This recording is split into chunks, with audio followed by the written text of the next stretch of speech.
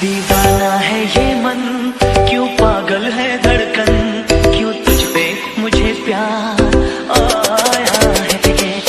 मौसम क्यों सर्दी, ये पायल क्यों बहके।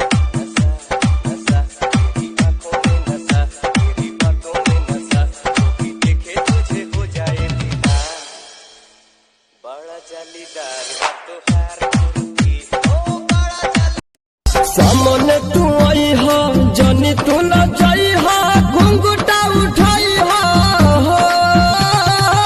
जाए से पहले ससुरवा ये जान अपन मुहावा देखाई हा। बहाना कोनो के तू मिले आवाजान, मजनुए लोग पर पुलिस लगौले बाधियान बिना बात वाला मुर्गा बना रहा है सब बाबू। जे डरी वो प्यार का करी।